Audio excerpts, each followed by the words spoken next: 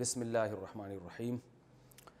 آج تفسیر کے اس لیکچر میں انشاءاللہ میں سورہ بقرہ کا 9واں رکوع اور اس کی آیت نمبر 80 جہاں سے ہم نے چھوڑا تھا، آیت نمبر 80 چل رہی تھی، اس کی تفسیر رہ گئی تھی، ترجمہ اور جو گرامر میں مختصر بتاتا ہوں وہ ہو چکی تھی۔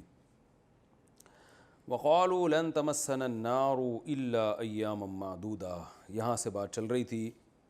یہود یہ کہتے تھے لن تمسنا النار، ہرگز ہم کو آگ نہیں چھوئے گی، الا مگر ایاما معدودہ، کچھ گنے چنے دن، یعنی ہم چونکہ اللہ کے لاڈلے ہیں اور ہماری بہت مدد ہوئی ہے دنیا میں، تو آخرت میں بھی ہمیں زیادہ سزا نہیں ملے گی، تھوڑے سے دن جہنم میں رہ کے نکل جائیں گے، یعنی اگر گئے بھی جہنم میں۔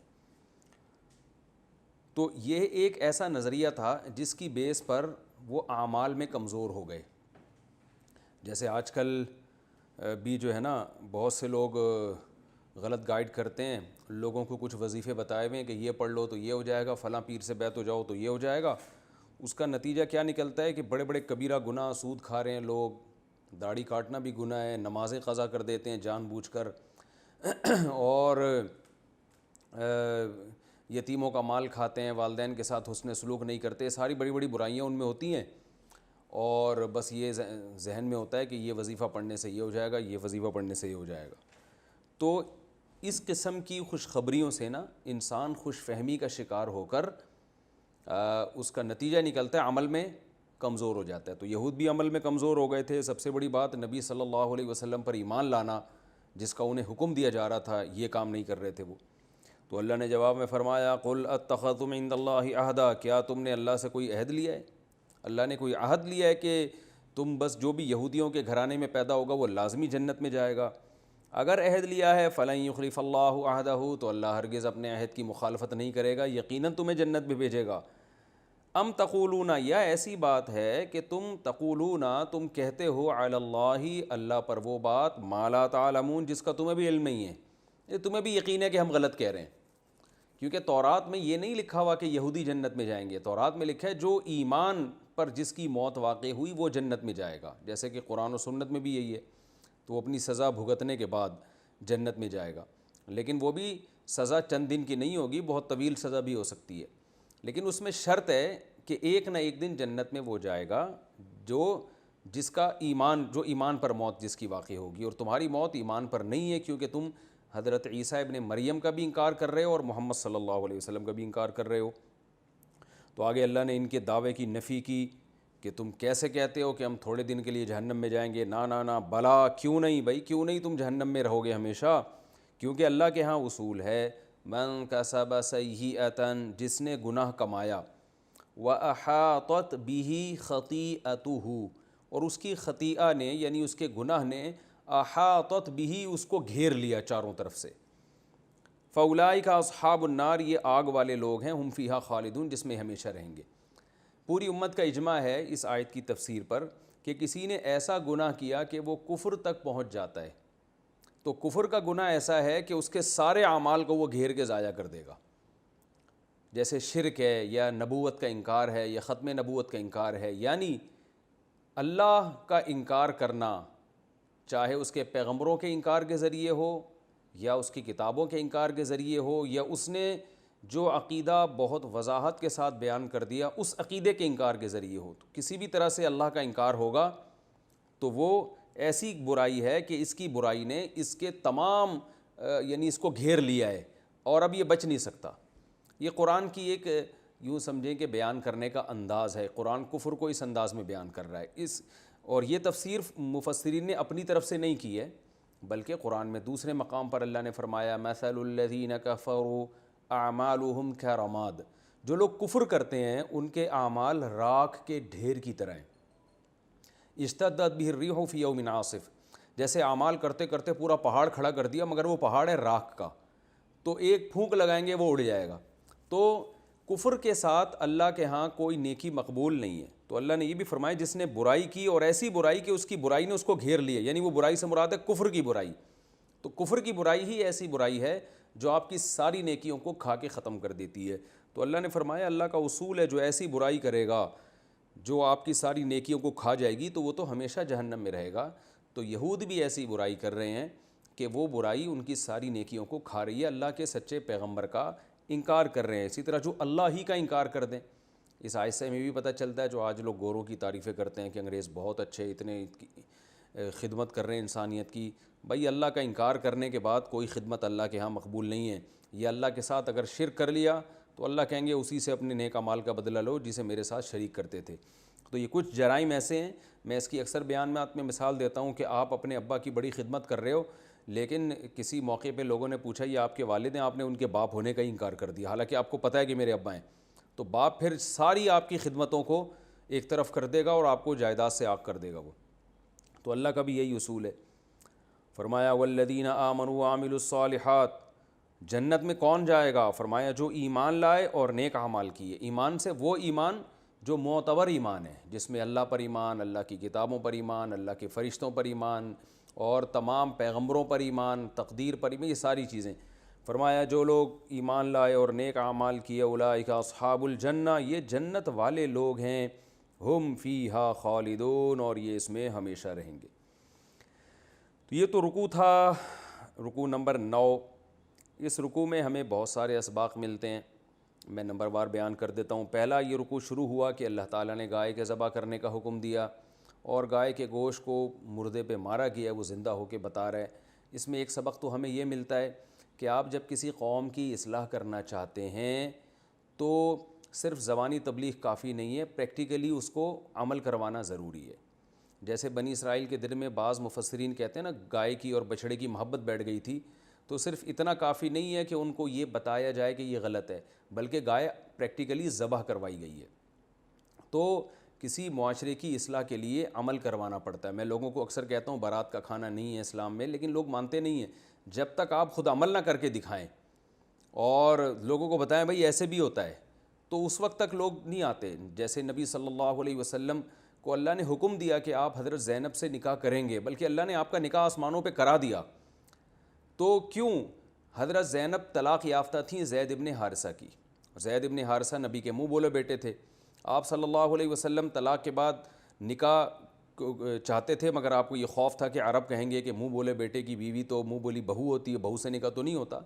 تو اللہ نے فرمایا کہ آپ کو یہ نکاح کرنا پڑے گا تاکہ عرب کے دل سے یہ چیز نکل جائے کہ منہ بولا بیٹا حقیقی بیٹا نہیں ہوتا, وہ حقیقی کی طرح سمجھ رہے ہیں اس کو, تو وہ نہیں ہوتا. تو شریعت میں کسی کو بہن بنانے سے بہن نہیں بن جاتی, بہو بنانے سے بہو نہیں بن جاتی, جو شرعی حکام چینج نہیں ہوتے. تو عمل کروایا کہ آپ صلی اللہ علیہ وسلم سے. اس کی اور بہت ساری ہمیں مثالیں ملتی ہیں. تو اس سے پہلا نقطہ تو ہمیں یہ پتہ چلتا ہے. دوسرا نقطہ ہمیں اللہ کی قدرت, کہ دیکھیں کیسا عجیب کام ہے کہ گائے کا گوشت مردے پہ مارا جا رہا ہے, مردہ اٹھ کے خود بتا رہا ہے کہ میرا قاتل یہ ہے. اس سے پتہ چلتا ہے کہ اللہ بڑے قدرت والے ہیں, مردوں کو وہ زندہ کر سکتے ہیں. تیسرا نقطہ ہمیں یہ پتہ چلتا ہے کہ اللہ تعالیٰ نے مثالیں دی ہیں انسان کی پتھروں سے, کہ پتھر میں کچھ سے پانی نکلتا ہے, کچھ سے آبشاریں نکلتی ہیں, کچھ بھی نہیں ہوتا لیکن لڑک جاتے ہیں. تو اللہ نے انسانوں کی بھی مثال دی ہے کہ انسان بھی اسی طرح ہوتے ہیں, بلکہ 4 طرح کے انسان ہوتے ہیں. ایک وہ جن کے دل پتھر سے بھی زیادہ سخت ہوں, ان پہ کوئی نصیحت اثر نہیں کرتی. اور آج ہمیں معاشرے میں ایسے لوگ نظر آتے ہیں, کسی مظلوم کو دیکھ کر ان کو ترس نہیں آتا اور بہت کچھ کر رہے ہوتے ہیں. اور یہ قرآن کی مثالیں ہیں. کچھ لوگ ایسے ہوتے ہیں جن میں کچھ خیر ہوتی ہے کہ لوگوں کو تو وہ خیر نہیں پہنچا رہے, مگر جیسے پتھر اللہ کے خوف سے بعض دفعہ لڑک جاتا ہے تو ان میں بھی دل دہل جاتا ہے ان کا. تو یہ بھی کچھ نہ ہونے سے بہتر ہے. تو ہمیں اپنے آپ کو پرکھنا چاہیے کہ ہم ان میں سے کس کنڈیشن پر ہیں. اور کچھ پتھر ایسے ہیں جن میں تھوڑی سی اور خیر ہوتی ہے کہ ان میں پانی نکل پڑتا ہے تو لوگ تھوڑا سا فائدہ اٹھا لیتے ہیں اس سے. تو یعنی آپ میں خیر کا اتنا جذبہ ہے کہ آپ نے نصیحت کا اثر قبول بھی کیا اور قبول کر کے لوگوں کو فائدہ پہنچانا شروع کر دیا. اور کچھ پتھر ایسے ہیں یتفجر منہ الانہار, جس سے چشمے پھوٹتے ہیں. تو یہ سب سے اچھے انسانوں کا درجہ ہے. تو ہمیں اس لیول پہ اپنے آپ کو لانے کی کوشش کرنی چاہیے کہ ہمارا دل نصیحت سن کے فوراً پگھل جائے اور خود بھی فائدہ ہو اور خیر کے چشمے پھوٹ جائیں ہم سے. تو یہ ہمیں ایک اور نقطے کی بات پتہ چلی ہے. اور ایک اور نقطے کی بات یہ بھی پتہ چلی اس رکوع میں, میں کوشش کروں گا اب جتنے میں رکوع بیان کروں نا اس میں جو علمی نکات ملتے ہیں ان کو الگ سے ہم ہائی لائٹ کر کے نمبر وار بیان کیا کریں. تو ایک اور کہ بے جان چیزوں میں بھی اللہ نے کچھ نہ کچھ حص رکھی ہے. یہ جو بے جان چیزیں بالکل بے جان نہیں ہوتی, کتنی حص ہے, کیسا شعور ہے, یہ اللہ ہی جانتا ہے. قرآن میں ایک اور مقام پر فرمایا وَإِن مِّن شَيْءٍ إِلَّا يُسَبِّحُ بِحَمْدِهِ وَلَٰكِن لَّا تَفْقَهُونَ تَسْبِيحَهُمْ, کہ تم ان کی تسبیح سمجھتے نہیں ہو, تمہیں شعور نہیں. تو ہر چیز میں اللہ نے کچھ نہ کچھ شعور رکھا ہے. اور چوتھی بات یہ ہمیں پتہ چلتی ہے کہ بہت سے ہٹ دھرم معاشرے میں ایسے ہوں گے جن پر نصیحت اثر نہیں کرے گی, تو ہمیں اپنی تبلیغ ان لوگوں کی اس سخت دلی کی وجہ سے اپنا کام نہیں چھوڑنا چاہیے. جیسے قرآن میں اللہ نے صحابہ سے فرمایا افتطمعون ان یؤمنوا لکم, تم یہودیوں سے امیدیں لگا کے بیٹھے ہوئے ہو, حالانکہ ان کے تو یہ حرکتیں ہیں, یہ تو اللہ کے کلام میں تحریف کر دیا کرتے ہیں. تو اس لیے تم جو ہے نا زیادہ امیدیں مت لگاؤ, اور کیونکہ زیادہ امیدیں لگاؤ گے پھر جب فائدہ نہیں ہوگا تو تمہیں اپنی محنت ضائع ہوتے ہوئے نظر آئے گی, تو تم کام چھوڑ دو گے. تو اس لیے یہ معاشرے میں ایسے لوگ بھی ہوتے ہیں, تم اپنے کام میں لگے رہو اور ان سے زیادہ امیدیں مت لگاؤ. تو ہر ایک کو اس سے کیا پتہ چلتا ہے علمی نقطہ, کہ ہر ایک کو ہدایت کبھی بھی نہیں ملے گی. دنیا میں خیر اور شر دونوں کا مقابلہ قیامت تک رہے گا. تو ایسے ضدی ہٹ دھرم لوگ, کیونکہ انسان کو بڑا غصہ آتا ہے, میں اپنی بھی کنڈیشن دیکھتا ہوں, جب میں کسی سے بحث کر رہا ہوں, اس کی سمجھ میں نہ آ رہی اور اچھا بھلا پڑھا لکھا آدمی ہو, تو بہت طبیعت میں انسان کے غضب پیدا ہوتا ہے اور مایوسی ہوتی ہے. تو اللہ نے بتا دیا کہ یہ ہر دور میں ایسے الٹے سیدھے لوگ رہیں گے, تم نے اپنا کام کرنا ہے اور جو ہے اپنے کام کو فوکس کرو, تمہیں اچھے لوگ بھی ملتے چلے جائیں گے. اس میں ایک اور علمی نقطے کی بات پتہ چلتی ہے, فویل للذین ومنہم امیون لا یعلمون الکتاب الا امانی. یہود میں بہت سے عوام بھی تھے جو تمناؤں کے علاوہ کچھ بھی نہیں جانتے تھے, تورات حقیقت میں جانتے نہیں تھے, تو ان کو یہود علماء گمراہ بھی کر دیتے تھے.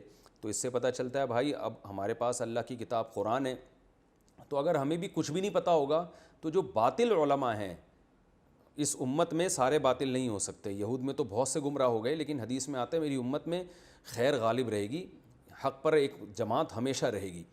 تو لیکن باطل علماء بھی بہرحال پیدا ہوں گے, سارے تو خراب نہیں ہوں گے لیکن باطل بھی ہوں گے. تو آپ اگر قرآن کا ذرا بھی آپ کو شدھ بدھ نہیں ہے نا, تو باطل لوگ آپ کو گمراہ کر دیتے ہیں. آپ دیکھیں قادیانی وہی لوگ ہوتے ہیں جو بالکل بیوقوف ہوتے ہیں, وہ قادیانیوں کی باتوں سے متاثر ہو جاتے ہیں, کچھ بھی نہیں ان کو قرآن کا پتہ ہوتا. اور بھی بہت سارے معاملات میں جو حدیث کے منکر بن جاتے ہیں, یہ وہی لوگ بنتے ہیں جن کو قرآن و سنت کا کچھ پتہ ہی نہیں ہوتا, وہ پھر پرویزی بن جاتے ہیں, منکرین حدیث بن جاتے ہیں. تو میں دیکھتا ہوں عوام میں جو شعور سے بالکل عاری ہے نا, جس کو قرآن کی الف بے بھی نہیں پتہ, وہ گمراہ ہو جاتے ہیں. تو اس لیے کچھ نہ کچھ قرآن کا علم سیکھنا چاہیے تاکہ لوگ گمراہ نہ کر سکیں آپ کو. اور اللہ نے جو اللہ کی کتاب میں تحریف کرتے ہیں ان کی بھی برائی بیان کی, کہ چاہے وہ لفظی تحریف ہو یا آیتوں میں تحریف ہو. آج بھی آپ کو بہت سے اسکالرز ملیں گے جو قرآن کی آیتوں کو توڑ موڑ کے پیش کرتے ہیں. آپ کے سامنے ہی ہیں, بہت سارے لوگ ہیں یوٹیوب پہ, ٹیلی ویژن پہ, اور کتابیں بھی لکھ رہے ہیں, کہاں کی کہاں لگا دیتے ہیں آیت اٹھا کے, جو جس آیت کے لیے جس مقصد کے لیے نازل نہیں ہوتی, ترجمے تک غلط کر رہے ہوتے ہیں. میں نے تو پکڑے بھی ہیں, بیانات میں بھی تذکرہ کیا ہے. تو اللہ نے ان کے لیے فرمایا ان کے لیے تباہی ہے کہ یہ اللہ کی آیات میں تحریف کرتے ہیں. اور ایک اور آخری علمی نقطے کی بات ہمیں یہ پتہ چلتی ہے اس رکوع میں, یہود اس ذام میں تھے کہ ہم ہمیشہ جنت میں جائیں گے کیونکہ ہم یہودیوں کی اولاد میں پیدا ہوئے ہیں. تو اللہ نے فرما دیا کہ یہ نہیں ہے, اصل ہے اعمال اور ایمان اور اعمال صالحہ. تو ہم مسلمانوں میں سے بھی اگر کوئی یہ سمجھتا ہے کہ شناختی کارڈ میں میرے نام کے ساتھ مسلم ہے لہذا میں بالآخر جنت میں جاؤں گا چاہے سزا کھانے کے بعد جاؤں, تو یہ خوش فہمی ہے. آپ کو اپنا عقیدہ درست کرنا پڑے گا اور اپنے اعمال درست کرنے پڑیں گے. عقیدہ وہ جو قرآن و سنت نے بیان کیا ہے, اگر آپ اس عقیدے پہ نہیں ہیں 100 دفعہ آپ شناختی کارڈ میں اپنے آپ کو مسلم لکھیں, آپ کے نام کے ساتھ لمبے لمبے دامت برکاتہم یا مد ظلہ العالیہ اور کچھ بھی لگا دو, رضی اللہ عنہ لگا دو, آپ جنت میں نہیں جاؤ گے. کیونکہ اللہ نے بتا دیا کہ کسی قوم کے ساتھ جنت خاص نہیں ہے بلکہ ایمان اور اعمال صالحہ. اگلا رکوع آج اب ہم پڑھتے ہیں, رکوع نمبر 10. پہلے اس کا لفظی ترجمہ ہوگا, مختصر گرامر ہوگی, پھر انشاءاللہ اس کی تفسیر ہوگی. وَإِذْ أَخَذْنَا, اور اس وقت کو یاد کرو, اخذنا جب ہم نے لیا, اخذ تو اب یاد ہو جانا چاہیے آپ کو یہ لفظ, میثاق بنی اسرائیل, بنی اسرائیل سے مضبوط عہد. میثاق کا لفظ کئی بار آ چکا ہے, اب آپ کو یاد ہو جانا چاہیے. مضبوط ایگریمنٹ کو کہتے ہیں. کیا مضبوط ایگریمنٹ تھا؟ لا تعبدون الا اللہ, تم عبادت نہیں کرو گے مگر صرف اللہ کی. وبالوالدین, اور والدین کے ساتھ احسانہ، احسان کرو گے۔ احسان کا مطلب کئی بار بتا چکا ہوں میں، احسان اردو والا الگ ہے، عربی والا الگ ہے۔ عربی میں کہتے ہیں عمل کو بہت عمدہ طریقے سے کرنا، تو یعنی والدین کے ساتھ اپنا عمل بہت زیادہ اچھا رکھو، ایکسیلنسی پیدا کرو اس میں، یہ مطلب ہے احسان کا۔ وذی القربا، اور قربا کے ساتھ بھی اچھا سلوک کرو گے۔ قربا، قربا قرب سے نکلا ہے، ذی کا معنی والا، جیسے ذی وجاہت، ذی شان کہتے ہیں نا، شان والا۔ ذی القربا، اور قرابت والے کے ساتھ بھی اچھا سلوک کرو۔ والیتامى، یتیم کی جمع یتامہ آتی ہے، یتیموں کے ساتھ بھی اچھا سلوک کرو۔ والمسکینی، اور مسکین کے ساتھ بھی اچھا سلوک کرو۔ مسکین میں نے بتایا تھا آپ کو، فقیر اور مسکین جب ایک ساتھ استعمال ہوں تو فقیر کا مطلب غریب، مسکین کا مطلب جس کی غربت ٹپکتی ہو، اس کے یعنی جھلک بھی رہی ہو، نظر آ رہی ہو۔ لیکن یہاں پر مسکین کا لفظ فقیر کے ساتھ استعمال نہیں ہوا، تو مطلق غریب کے معنی میں ہم لے سکتے ہیں، کوئی بھی غریب۔ وقولو، اور ہم نے یہ بھی کہا تھا کہ قولو کہو تم، قل قولا قولو کئی بار آ چکا ہے یہ لفظ۔ قولو للناس، لوگوں کے ساتھ کہو حسناً، اچھی بات، یعنی لوگوں سے جب بات کرو تو اچھے انداز سے کرو، یعنی خوش خلقی کے ساتھ۔ قولاً حسناً، حسن والا کلام ہونا چاہیے۔ کلام میں یہ تفسیر میں پھر اس کی ڈیٹیل بتاؤں گا انشاءاللہ۔ وَأَقِيمُوا الصَّلَاةَ، اور نماز قائم کرو۔ وَآتُوا الزَّكَاةَ، اور زکوٰۃ دو، یہ ہم نے عہد لیا تھا بنی اسرائیل سے۔ ثُمَّ، پھر اس کے بعد کیا ہوا؟ تَوَلَّيْتُمْ، تم نے پیٹ پھیر دی، سارے ایگریمنٹ کی دھجیاں اڑا دی۔ إِلَّا قَلِيلًا مِّنْكُمْ، ہاں تم میں سے کچھ تھوڑے سے لوگ تھے جو صحیح اس پہ قائم تھے، جنہوں نے اس عہد کو پورا کیا۔ وَأَنْتُمْ مُعْرِضُونَ، اور تم ہو ہی معرضون، اعراض کرنے والے، تم تو ہو ہی اللہ کے احکامات سے اعراض کرنے والے۔ اعراض یعرض اعراضاً کا معنی اعراض کرنا، معرض مکرم کی طرح اعراض کرنے والا۔ وَإِذْ أَخَذْنَا مِيثَاقَكُمْ، اس وقت کو بھی یاد کرو جب ہم نے تم سے مضبوط عہد لیا۔ لَا تَسْفِكُونَ دِمَاءَكُمْ، سفک یسفکو، اس کا معنی بہانا، کہتے ہیں نا سفاک، بڑا سفاک قسم کا قاتل ہے کہتے ہیں نا لوگ، اور اس کو کہتے ہیں خون بہانے والا۔ تو لا تسفکون دماء، دماء دم کی جمع ہے، تم اپنا خون نہیں بہاؤ گے، اپنا خون سے مطلب ایک دوسرے کا خون۔ ولا تخرجون، اور نہ نکالو گے تم، لا تخرجون اخرج یخرجو، تم نہیں نکالو گے، انفسکم، اپنی جانوں کو، اپنی جانوں سے مراد ایک دوسرے کی جانوں کو، من دیارکم، اپنے شہروں سے۔ دیار دار کی جمع ہے، دار گھر کو بھی کہتے ہیں، شہر کو بھی کہتے ہیں نا دیار غیر میں رہ رہا ہوں میں، آج کل لوگ کہتے ہیں نا۔ اپنے گھروں سے یعنی اپنے شہروں سے اپنے آپوں کو نہیں نکالو گے، اپنے آپ سے مراد یعنی اپنی قوم کے لوگوں کو۔ ثم اقررتم، پھر تم نے اقرار کیا، اقررتم اکرمتم کی طرح ہے، اقرار یقرر، اکرم یکرم، ضربتم اقررتم، تم سب نے اقرار بھی کیا اس عہد کا۔ وانتم تشہدون، اور تم گواہی دینے والے ہو، یعنی ایسا اقرار کیا کہ تم اس پر گواہ بھی ہو، آج بھی تم گواہی دے سکتے ہو اس پر، تمہیں اتنا یقین ہے اس اقرار کا۔ ثم، پھر انتم، تم لوگ، ہاؤلائی، ایسے ہو، ہاؤلائی اشارے کے وقت کہا جاتا ہے نا تم لوگ یہ ہو، یعنی یہ ابھی تمہاری کیفیت ہے۔ وہ کیا کیفیت ہے؟ تقتلون انفسکم، قتل کرتے ہو اپنی جانوں کو، مراد یہ کہ اپنی قوم کے لوگوں کو، یعنی خود ایک دوسرے کو قتل کرتے ہو۔ وتخرجون، اور نکالتے ہو، فریقا منکم، اپنے اندر ہی سے ایک فریق کو، من دیارہم، ان کے شہروں سے نکال دیتے ہو۔ تظاہرون علیہم، ظاہر یظاہر مظاہرتاً، ضارب یضارب مضاربتاً، اس کا معنی ہوتا ہے کسی کی مدد کرنا، اور ظہر علیہ کا معنی غالب آنا۔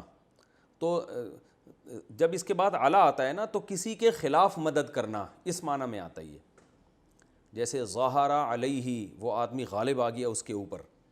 تو تظاہرون تھا اصل میں تظاہر یتظاہر تظاہراً، تضارب یتضارب تضارباً کی طرح۔ تو اس کا معنی ہوتا ہے تظاہرون علیہم، علیہم سے مراد ہے، ہم سے مراد اپنی قوم، یعنی اپنی قوم کے لوگوں کے خلاف مدد کرتے ہوئے۔ تفسیر میں انشاءاللہ اس کا مطلب آپ کی سمجھ میں آئے گا۔ اپنی قوم کے لوگوں کے خلاف مدد کرتے ہوئے دوسروں کی، بالاسمی گناہ کے ساتھ، والعدوان اور سرکشی کے ساتھ، یعنی گناہ اور سرکشی کے ساتھ تم اپنی قوم کے لوگوں کے خلاف مدد کر رہے ہوتے ہو دوسری قوموں کی، یہ مطلب ہوا آیت کا۔ وَإِن يَأْتُوكُمْ، وَإِن واو کا معنی اور ان کا معنی اگر، یأتو اصل میں تھا یأتیو، یضربو کی طرح، یضربونا تھا اصل میں، یأتیونا عطایا، یأتیو کا معنی آنا۔ وَإِن یأتو نون غائب ہو گیا اس سے، وَإِن یأتوکم اور اگر آئیں تمہارے پاس، کم کا معنی تمہارے پاس، اسارا، اسارا جمع ہے اسیر کی، اسیر کہتے ہیں قیدی کو، اسارا اس کی جمع آتی ہے، اسیری کے ایام لوگ کہتے ہیں نا، کتابیں لکھتے ہیں قید کے ایام، تو اسیر قیدی کو کہتے ہیں۔ وَإِن یَأْتُوکُمْ أُسَارَىٰ اور اگر تمہارے پاس آ جائیں قیدی، تُفَادُوهُمْ، تفادو اصل میں تھا تفادیو، تزاربو اصل میں نون بھی تھا آخر میں، تفادیونا، تزاربونا، زاربا یزاربو مزاربتاً، فادیا یفادیو مفادیتاً، اس کا معنی ہوتا ہے فدیہ دے کے کسی کو چھڑانا، فدیہ سے نکلا یہ لفظ، فادال یا اردو میں استعمال ہوتا ہے نا فدیہ، تو تفادیونا سے نون کو حذف کیا تو بن گیا تفادیو، اور پھر یا آ رہا ہے تو حروف گڑبڑی ہے، میں نے بتایا تھا چینج ہو جاتا ہے ورڈ، تو تفادیو کو پڑھتے ہیں تفادو۔ تو اللہ فرماتے ہیں وَإِن يَأْتُوكُمْ أُسَارَىٰ اور اگر تمہارے پاس قیدی آئیں، تُفَادُوهُمْ تو تم کیا کرتے ہو، ان قیدیوں کو فدیہ دے کے چھڑا لیتے ہو۔ یہ تفسیر میں انشاءاللہ سمجھ میں آئے گا اس کا مطلب کیا ہے۔ وَهُوَ مُحَرَّمٌ عَلَيْكُمْ حالانکہ ہوا محرم یہ چیز حرام ہے، یعنی وہ چیز جو ہے محرم علیکم حرام ہے تم پر، اخراجہم ان کا نکالنا، یعنی ان قیدیوں کا ملک بدر کرنا تم پر حرام تھا، تو وہ ملک بدر تم نے کیا، اب فدیہ دے کے ان کو چھڑا رہے ہو۔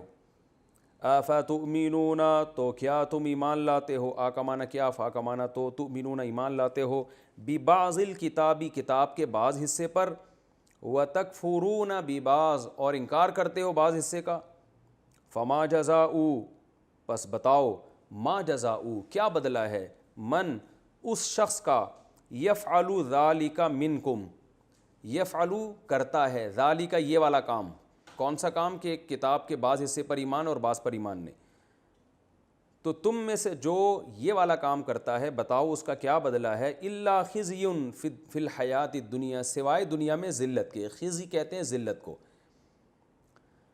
خز کسے کہتے ہیں، ذلت، اخزا کا معنی ذلیل کر دینا، خزی، ویوم القیامتی اور قیامت کے دن، یردونا، یردونا اصل میں تھا یرددونا، یضربونا کی طرح رد کرنا، لوٹانا کسی چیز کو، تو یرددونا کو پڑھا جاتا ہے یردونا، اور قیامت کے دن یردونا ان ایسے لوگوں کو لوٹایا جائے گا، الی اشد العذاب شدید عذاب کی طرف، اشد کمپیریٹیو ڈگری ہے، اشددو ازربو کی طرح، یعنی اس سے بھی زیادہ سخت عذاب کی طرف لوٹایا جائے گا۔ وَمَا اللَّهُ اور نہیں ہے اللہ تعالیٰ، بغافل غفلت والا، عما، عما اصل میں تھا عن ما، تعملون اس چیز سے غافل نہیں اللہ جو عمل تم کر رہے ہو۔ اولئک یہ ہیں وہ لوگ، الذین ایسے لوگ ہیں، اشتروا، اشتروا اصل میں تھا اشتروا اکتسبوا کی طرح، خریدا، اشتروا الحیات الدنیا انہوں نے دنیاوی زندگی خرید لی ہے، بالآخرہ آخرت کے بدلے میں، آخرت کو بیچ دیا اور دنیا خرید لی، فلا یخفف پس تخفیف نہیں کی جائے گی، یخفف اردو میں بھی استعمال ہوتا ہے یسبح کی طرح، یہ سبح یسبح، خفف یخفف، پس تخفیف نہیں کی جائے گی ان سے، العذاب عذاب کی، عذاب میں کمی نہیں ہوگی قیامت کے دن، ولا ہم ینصرون اور نہ ہی ان کی مدد کی جائے گی۔ یہ تو اس کا لفظی ترجمہ اور مختصر سی گرامر ہو گئی، میں انشاءاللہ اس کی تفسیر بیان کروں گا۔ بنی اسرائیل سے خطاب چل رہا ہے پچھلے کئی رکوع سے، اور اللہ تعالیٰ بتا رہے ہیں کہ ہم نے کیا کیا احکامات یہودیوں کو دیے تھے، جن احکام کی انہوں نے دھجیاں اڑائیں، اور ان آیات سے مقصد یہودیوں سے ہوشیار رہنے کا حکم، اور یہودیوں کو یہ بتانا کہ اب ایمان لے آؤ، پہلے تو تم نے یہ کچھ کیا، اللہ کے عذاب سے بچ گئے، اب بھی تمہیں موقع دیا جا رہا ہے۔ اور صحابہ کرام کو یہ تسلی دینا کہ یہ اگر ایمان نہیں لاتے تو آپ مایوس نہ ہوں، کیونکہ انہوں نے پہلے بھی جو جتنا ایمان لائے تھے وہ بھی اس قسم کا ایمان تھا ان کا۔ اللہ نے فرمایا وَإِذْ أَخَذْنَا، اس وقت کو بھی یاد کرو، وہ وقت بھی یاد کرنے کے قابل ہے جب ہم نے بنی اسرائیل سے مضبوط عہد لیا تھا۔ یہ عہد تورات میں تھا اور آج بھی موجود ہے۔ مضبوط عہد لیا تھا، کیا عہد تھا؟ لا تعبدون الا اللہ، اللہ کے سوا کسی کی عبادت نہیں کرو گے۔ وبالوالدین احسانا، اور والدین کے ساتھ بہت اچھا سلوک کرو گے۔ اب دیکھیں کیسی عجیب بات ہے، وہ والدین بھی تو خود بنی اسرائیل ہی میں سے تھے نا، لیکن وہ بھی بڑے نالائق تھے، لیکن اس کے باوجود اللہ کہہ رہے ہیں کہ جو بھی جس کے والدین ہوں گے اس نے اس سے اچھا سلوک کرنا ہے، اور والدین کے ساتھ اچھا سلوک کرو گے۔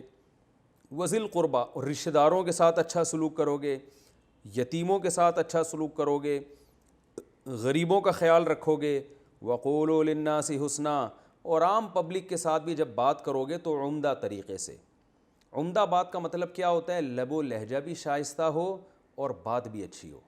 غیبت، بہتان، الزام تراشیاں، فحش کلامی، یہ سب اس آیت میں داخل ہو گئیں، یہ سب حرام ہے۔ اور دوسرا، بات کرنے میں لہجے میں نرمی، تو علماء نے اس کے دونوں مطلب بیان کیے کہ اچھی بات کا مطلب لب و لہجہ بھی اچھا ہو، انداز بھی اچھا ہو اور بات بھی اچھی ہو۔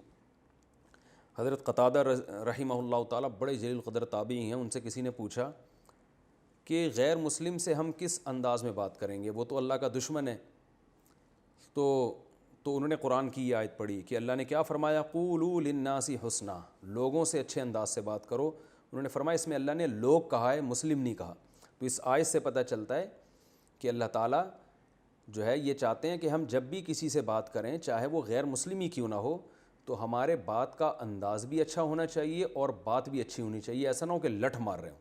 اب آپ دیکھیں گوروں نے بہت سی چیزیں لے لی ہیں، وہ پلیز ہر بات سے پہلے پلیز لگا دیتے ہیں، چاہے وہ کیسی الٹی سیدھی بات بھی کیوں نہ، لیکن پلیز کے ذریعے جو ہے نا پلیز اور آخر میں تھینک یو لگا کے وہ کیا ہو جاتا ہے، کڑوی بات بھی میٹھی لگنے لگتی ہے۔ تو جب سفر ہوتا ہے نا انسان کا، میں تو جب سفر کرتا ہوں تو واضح فرق پتہ چلتا ہے کہ جب اپنے ملک میں ہم اترتے ہیں تو عجیب قسم کا لوگوں کا ایٹیٹیوڈ دیکھنے کو ملتا ہے، تو پھر انسان کمپیئر کرتا ہے کہ بھئی یہ والی آیت پر عمل تو وہ لوگ کر رہے ہیں آج کل۔ تو اس لیے ہمیں اپنا انداز بھی صحیح کرنے کی ضرورت ہے اور بات بھی صحیح کرنے کی ضرورت ہے۔ باقی آیتوں پر کوئی بھی عمل نہیں کر رہا آج کل۔ تو اللہ نے فرمایا وَأَقِیمُوا الصَّلَاةَ، اور ہم نے سے یہ کہا کہ نماز بھی قائم کرو گے، آتوا الزکوٰۃ، اور زکوٰۃ بھی دو گے۔ تو اس میں کتنے احکام بیان ہوئے؟ نمبر 1، عبادت صرف اللہ کی ہوگی۔ آگے اللہ فرماتے ہیں ثُمَّ تَوَلَّیْتُمْ، تم نے ان تمام احکام سے پیٹھ پھیر لی، یعنی دھجیاں اڑا دی۔ کیسے؟ پہلا حکم اللہ نے دیا تھا لا تعبدون الا اللہ، اللہ کے سوا کسی کی عبادت نہیں ہوگی۔ صحابہ کرام نے پوچھا یا رسول اللہ، سورہ توبہ کی جب آیتیں نازل ہوئی نا کہ انہوں نے اپنے علماء کو معبود بنا لیا تھا، اتخذوا احبارہم ورہبانہم اربابا من دون اللہ۔ دیکھیں یہودی شرک نہیں کرتے ظاہری طور پر، وہ کہتے ہیں ہم مشرک نہیں ہیں۔ عیسائی تو پھر بھی حضرت عیسیٰ کو اللہ کا بیٹا کہتے ہیں، اور یہودیوں کا ایک فرقہ تھا جو حضرت عزیر علیہ السلام کو اللہ کا بیٹا کہتا تھا، لیکن عمومی طور پہ یہودی نہیں کہتے، اب بھی نہیں کہتے۔ اس کے باوجود اللہ فرما رہے ہیں کہ انہوں نے اللہ کے سارے حکام کی دھجیاں اڑا دی۔ کیا مطلب؟ ان میں شرک بھی آ گیا۔ تو شرک کیسے آیا؟ اس کو قرآن نے دوسرے مقام پہ بیان کیا ہے، وہ ہے اتخذوا، سورہ توبہ کی آیات ہیں، اتخذوا احبارہم ورہبانہم اربابا من دون اللہ، انہوں نے اپنے راہبوں کو، راہب کہتے ہیں جو عبادت گزار بزرگ ہوتے ہیں، اور احبار یہ حبر کی جمع، حبر کہتے ہیں جو بڑے بڑے علامے ہوتے تھے، تو بڑے بڑے علاموں کو اور راہبوں کو اللہ کو چھوڑ کر رب بنا لیا تھا۔ تو یہ ان میں شرک تھا۔ صحابہ نے رسول اللہ صلی اللہ علیہ وسلم سے پوچھا یا رسول اللہ، یہودی تو اپنے علماء اور اپنے جو ان کے جو راہب ہوتے ہیں، جو بزرگ ہوتے ہیں، ان کو معبود نہیں سمجھتے، کبھی بھی نہیں کہتے کہ یہ ہمارے خدا ہیں، ایک ہی خدا کے قائل ہیں، تو قرآن کیسے کہہ رہا ہے کہ انہوں نے اپنے جو علماء ہیں اور مذہبی رہنما ہیں ان کو معبود بنا لیا تھا؟ قرآن یہ کیسے کہہ رہا ہے؟ تو اس پہ آپ صلی اللہ علیہ وسلم نے ارشاد فرمایا کہ کیا تم نے دیکھا نہیں ہے کہ وہ جس چیز کو حلال کر دیں یہ اس چیز کو حلال سمجھتے ہیں، اور ان کے علماء یا ان کے جو پادری یا ان کو جو راہب ہیں وہ جس چیز کو حرام کر دیں یہ اس کو حرام کر لیتے ہیں، یعنی حلال و حرام کا اختیار ان کے پاس چلا گیا ہے۔ تو صحابہ نے فرمایا ہاں، فرمایا یہی تو ہے رب بنا لینا۔ تو اس سے کیا پتہ چلتا ہے، بہت اہم پوائنٹ کی بات پتہ چلتی ہے کہ شرک کا مطلب یہ نہیں ہوتا کہ آپ اس بات کا اعتراف کریں کہ میں مشرک ہوں۔ شرک کا مطلب یہ بھی نہیں ہوتا کہ آپ یہ کہیں کہ اللہ جیسا ایک اور خدا ہے، بلکہ جو کام اللہ کا خاصہ ہے، جو صرف اللہ پہ زیب دیتا ہے، وہ اگر آپ مخلوق کو وہ رائٹس دے دیں گے تو اس کا مطلب آپ کافر ہیں، مشرک ہیں، چاہے آپ 100 دفعہ توحید کے نعرے لگائیں۔ تو یہود نے کیا کیا تھا، قرآن جگہ جگہ کہتا ہے کہ حلال و حرام کا اختیار صرف اللہ کے پاس ہے، پیغمبر بھی نہیں کر سکتے۔ لما تحرم ما احل اللہ لک، 28ویں پارے کی آپ سورہ تحریم کی پہلی آیت دیکھیں، اے نبی جس چیز کو اللہ نے حلال کر دیا آپ اسے کیوں حرام کرتے ہیں؟ تو یہ اختیار اللہ نے پیغمبر کو بھی نہیں دیا کہ کسی حلال کو حرام کر دیں، حرام کو حلال کر دیں، یہ صرف اللہ کے پاس اختیار ہے۔ تو کسی اور کو یہ رائٹ دے دینا یہ بھی شرک ہے۔ اچھا، اس پہ جو ہے نا ہمارے ہاں بعض حضرات قرآن کی اس آیت کو غلط لے کے جاتے ہیں، اور وہ یہ کہتے ہیں کہ یہ لوگ جو ابو حنیفہ یا امام شافعی یا امام احمد ابن حنبل یا امام مالک کے جو فالوورز ہیں وہ بھی اسی آیت میں داخل ہیں، کیونکہ یہ لوگ بھی امام ابو حنیفہ کسی چیز کو جائز کہہ دیں تو یہ جائز سمجھتے ہیں، وہ کسی چیز کو ناجائز کہہ دیں تو یہ ناجائز سمجھتے ہیں۔ شافعی مسلک پر عمل کرنے والے لوگ امام شافعی کو فالو کرتے ہیں معاذ اللہ نبی کو چھوڑ کر، اور امام شافعی نے کہہ دیا یہ جائز ہے تو یہ اس کو جائز سمجھتے ہیں، اور کہہ دیا کہ ناجائز ہے تو یہ اس کو ناجائز۔ تو انہوں نے بھی ائمہ کو اختیارات دیے ہوئے ہیں۔ یہ اس آیت کی 100% غلط تشریح ہے۔ یاد رکھیں اس آیت کا جو میں نے سورہ توبہ کی آیت پڑھی اور جو حدیث پڑھی ہے، اس آیت کا مطلب یہ ہے، اور آج بھی یہودیوں کی کتابوں میں لکھا ہوا ہے کہ یہودیوں نے باقاعدہ یہ رائٹ دیا ہوا تھا علماء کو، اور ان کے علماء نے ہی بتایا تھا کہ یہود علماء اور عیسائی علماء کے پاس یہ حق ہے، رائٹ ہے کہ وہ اللہ کے حرام کو حلال کر سکتے ہیں اور حلال کو حرام بھی کر سکتے ہیں۔ تو یہ پادری کے پاس رائٹ ہوتا ہے۔ جیسے ہمارے یہاں بعض جو رافضی ہیں نا، انہوں نے اپنے اماموں کو کہ 12 امام ہیں اور ان اماموں کے پاس شریعت ساز بھی ہیں، وہ تو یہ رائٹ انہوں نے دیا ہوا تھا، جبکہ جو ائمہ اربعہ کو فالو کرتے ہیں وہ قطعاً یہ ان کا یہ دعویٰ نہیں ہے کہ ابو حنیفہ کے پاس یہ رائٹ ہے، امام حنیفہ رحمۃ اللہ علیہ کے پاس، کہ وہ حلال کو حرام کر دیں، حرام کو حلال کر دیں، تو یہ اس میں داخل نہیں ہے۔ ہاں یہ ضرور ہے کہ وہ ابو حنیفہ کو فالو کر رہا ہے، شافعی امام شافعی کو فالو کر رہا ہے، اس لیے کہ وہ یہ سمجھتا ہے کہ قرآن و حدیث میں جو چیز حلال ہے اور جو چیز قرآن و حدیث میں حرام ہے، امام شافعی وہ مجھ سے زیادہ جانتے ہیں۔ تو زیادہ نالج کی بیس پر کسی کو فالو کرنا یہ الگ چیز ہے، اور کسی کو رائٹ دے دینا کہ آپ حلال و حرام کر سکتے ہو یہ الگ چیز ہے۔ کسی کو یہ حق دے دینا، اسے یہ اتھارٹی دے دینا کہ آپ کو بھی حلال و حرام کرنے کا اختیار ہے، یہ 100% شرک ہے، کفر ہے، اس کی شریعت میں بالکل اجازت نہیں ہے، جو اہل کتاب کیا کرتے تھے اور اب بھی کرتے ہیں۔ تبھی تو دیکھیں نا ان کے پادریوں نے، عیسائیوں کے پادریوں نے پوری عیسائیت کا بیڑا ہی غرق کر دیا ہے، تبدیلیاں کر کر کے، اور ہم قطعاً یہ نہیں سمجھتے کہ علماء کے پاس یہ رائٹ ہے۔ عامی آدمی کو اتباع ہے کہ وہ علماء ہی کو فالو کرے گا، اس لیے کہ اہل حق علماء وہ قرآن و سنت کو آپ سے زیادہ اچھا جانتے ہیں۔ تو جو مقلد ہے وہ اگر کسی مجتہد کو فالو کرتا ہے تو وہ اس لیے فالو نہیں کرتا کہ مجتہد کے پاس رائٹ ہے کہ حلال کو حرام کر دے یا حرام کو حلال کر دے، بلکہ وہ اس لیے فالو کرتا ہے کہ اس کے پاس قرآن و سنت کا علم مجھ سے زیادہ ہے۔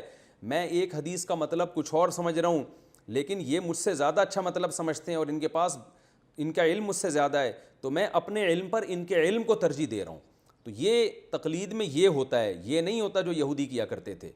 یہ تو تحقیقی جواب ہے۔ الزامی جواب اس کا یہ ہے کہ اگر آپ واقعی یہ سمجھتے ہیں کہ جو چاروں اماموں کے فالوورز ہیں وہ انہوں نے رائٹ گویا دے دیا ہے کہ ابو حنیفہ جس چیز کو حلال کہیں بس وہ ان کو حلال و حرام کرنے کا بھی اختیار ہے، یہ باقاعدہ ان کو حق دے دیا ہے، تو پھر اس کا مطلب یہ نکلا کہ پھر تو 99% امت کافر ہے، 99.9% امت کافر ہے، کیونکہ اس امت میں 99.9% لوگ تو صدیوں سے تقلید ہی کرتے آ رہے ہیں، جبکہ رسول اللہ صلی اللہ علیہ وسلم نے فرمایا میری امت گمراہی پہ جمع نہیں ہوگی، بلکہ 99.9% تو آج تقلید کر رہے ہیں، صدیوں سے تو 100% امت چاروں میں سے کسی ایک مسلک پر عمل کرتی آ رہی ہے، پھر تو سارے ہی کافر ہو گئے، بڑے بڑے محدثین، بڑے بڑے فقہا۔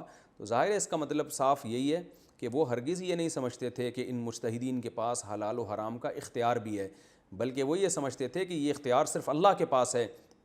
نبی صلی اللہ علیہ وسلم اللہ کے حلال کو حلال بتاتے ہیں اور صحابہ اور مجتہدین نے ہم سے زیادہ اچھا سمجھا ہے، لہذا اس آیت کو اس پہ فٹ کرنا یہ بالکل جائز نہیں ہے، بالکل درست نہیں ہے۔ ہاں اگر کوئی واقعی اپنے پیر و مرشد کے بارے میں یہ سمجھتا ہو، جیسے کہ آج کل بہت سے لوگ سمجھتے ہیں بھی کہ ہمارے پیر نے جس چیز کو حلال کہہ دی، اب سارے علماء کہہ رہے ہیں یہ حرام ہے، مجتہدین کہہ رہے ہیں، محدثین کہہ رہے ہیں، اور جتنے بھی بڑے بڑے اسکالرز اسلام میں گزرے ہیں جن کو پوری امت نے مانا ہے، وہ سب کہہ رہے ہیں حرام ہے، اور آپ کے پیر صاحب کہہ رہے ہیں جائز ہے، اور آپ اپنے پیر صاحب کو ہی مان رہے ہو، باقی سب کو چھوڑ رہے ہو، تو اس کا مطلب یہ ہے کہ آپ نے عملاً اپنے پیر کو یہ اتھارٹی دی ہوئی ہے کہ وہ حرام کو حلال کر سکتا ہے، تو اس سے آپ یقیناً کافر ہو جائیں گے۔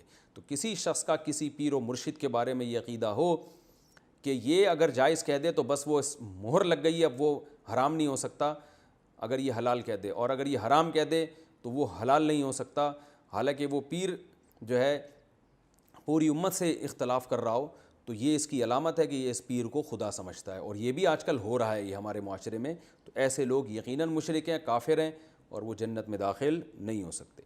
تو اللہ فرماتے ہیں تم نے اعراض کیا، اعراض اس سے بھی کیا کہ شرک شروع کر دیا انہوں نے، والدین کے دوسرا حکم تھا والدین کے ساتھ حسن سلوک، وہ بھی اعراض کیا، اور اتنا اعراض کیا کہ آج آپ دیکھ لو کیا والدین کے ساتھ یہودی حسن سلوک کرتے ہیں، وہ تو اپنے والدین کو اولڈ ہوم میں جمع کرا دیتے ہیں۔ تو اللہ فرماتے ہیں یہ ان کا تورات پر ایمان ہے کہ اپنے ماں باپ کے ساتھ یہ سلوک کر رہے ہیں۔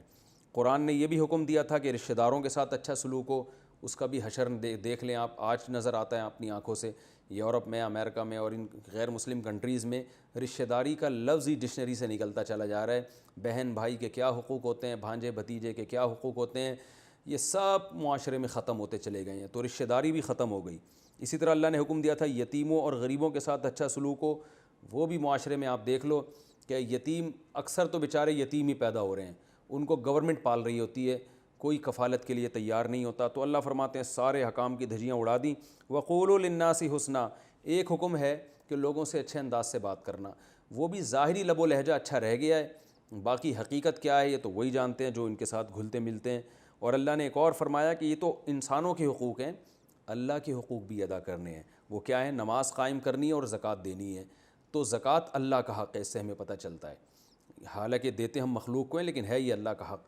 تو یہ حقوق تو معاشرے میں ان کے بالکل ہی ختم ہو گئے، زکوٰۃ کا لفظ ان کی ڈکشنری سے نکل چکا ہے، نماز ختم ہو گئی۔ تو اللہ فرماتے ہیں تم نے ان تمام حکام کی دھجیاں اڑائیں سوائے چند لوگوں کے، وَأَنْتُمْ مُعْرِضُونَ، اور تم تو ہو ہی اعراض کرنے والے اللہ کی آیات سے۔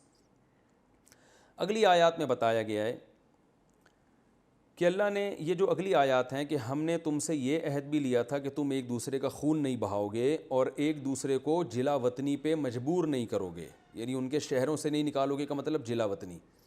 اس آیت کا ایک شان نزول ہے، یہ شان نزول میں اگر بیان کروں گا تو وقت تھوڑا سا لمبا ہو جائے گا، تو ابھی ہمارے پاس صرف 1.5 منٹ رہ گیا ہے، تو 1.5 منٹ میں اس کا شان نزول اگر بیان کیا تو آیت کی آدھی تفسیر ہوگی، آدھی پھر اگلے ایپیسوڈ میں ہوگی، تو وہ آپ لوگوں کے لیے یاد کرنا مشکل ہوگی۔